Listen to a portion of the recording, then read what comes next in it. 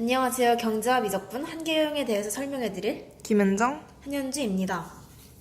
먼저 평균 변화율이랑 델타 x를 x2-x1이라고 놓고 델타 y를 fx2-fx1이라고 놓을 때 델타 x분의 델타 y를 평균 변화율이라고 합니다.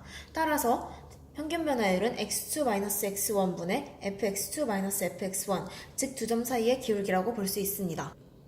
다음은 순간 변화율입니다. 순간 변화율은 평균 변화율에서 분모인 델타 x 값을 0으로 보낸 것으로 접선의 기울기를 의미합니다. 수학적으로는 다음과 같이 리미트 델타 x가 0으로 갈 때 x 증가량 분의 y 증가량으로 나타낼 수 있습니다. 지금 설명드릴 개념은 극대와 극소입니다. 극대와 극소를 일컬어서 극값이라고 하는데 극값은 접선의 기울기가 0이고 증가와 감소가 바뀌는 지점을 의미하는데 이는 미분한 함수가 0이 되고 부호가 바뀌는 점입니다. 이처럼 A에서 접선의 기울기가 0이고 증가에서 감소로 바뀌니까 여기서 극대이고 그리고 B처럼 감소에서 증가로 바뀌면 여기처럼 극소입니다. 자, 예를 하나 들어봅시다. 어느 날 축구를 너무 하고 싶어졌어요. 그래서 친구와 같이 축구를 하기로 합니다. 1시간 후에는 재미를 느끼고 2시간 후에는 더 큰 재미를 느끼고 3시간 후에는 재미를 최대한으로 느낍니다. 그 후 4시간째부터는 힘들어지기 시작하고 5시간째에는 더욱 많이 힘들어지죠.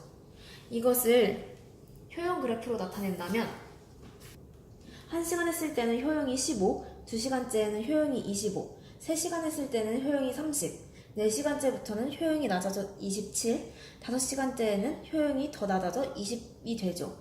이를 표로 한번 그려볼까요? 0시간에서 1시간까지는 15만큼 효용이 증가하고 1시간에서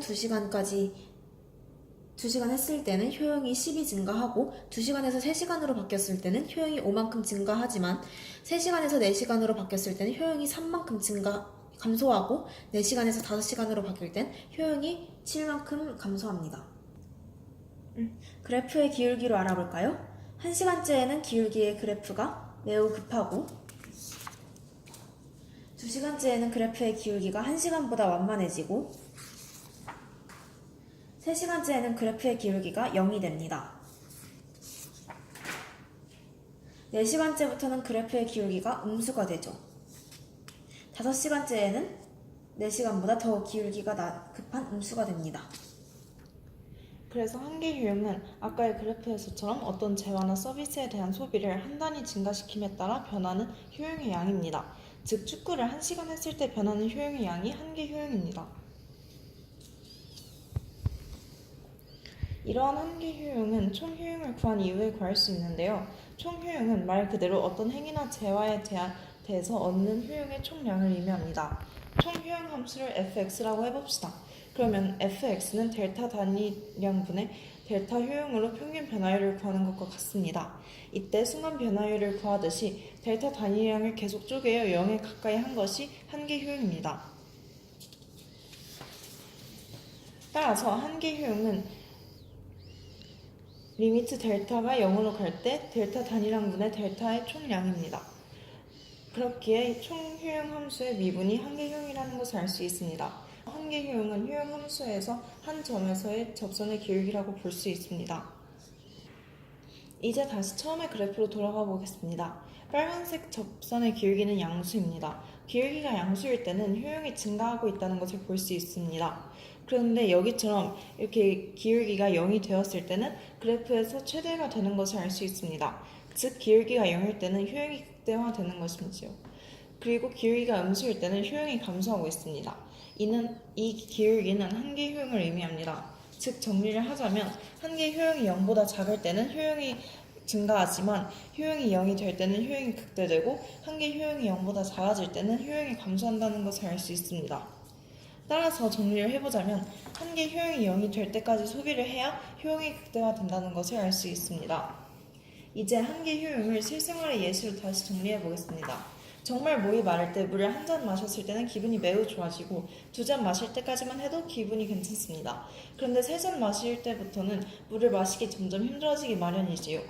이처럼 2잔에서 3잔 사이의 물을 마실 때가 효용이 극대화되는 부분이고 3잔 이후부터는 다시 효용이 감소하는 부분인 것을 알 수 있습니다.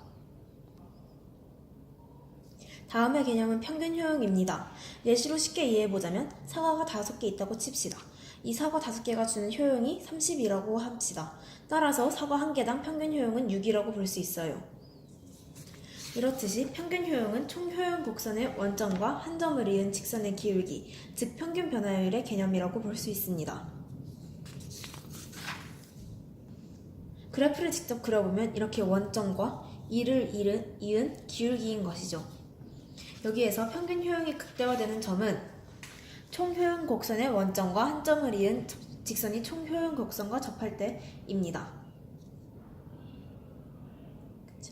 이제 연습 문제에 대해서 풀어봅시다. 다음 중 효용에 관한 설명 중에서 틀린 것을 고르지요. 1번 한계 효용이 0이라는 것은 총 효용의 증가분이 0이라는 것이고 총 효용이 최대에 이르렀음을 의미한다. 2번 xj 1원어치에 대한 한계 효용이 yj 1원어치에 대한 한계 효용보다 클 때 xj를 구매하면 효용이 증가한다. 3번 총 효용이 증가했다는 것은 한계 효용이 증가했다는 것을 의미한다.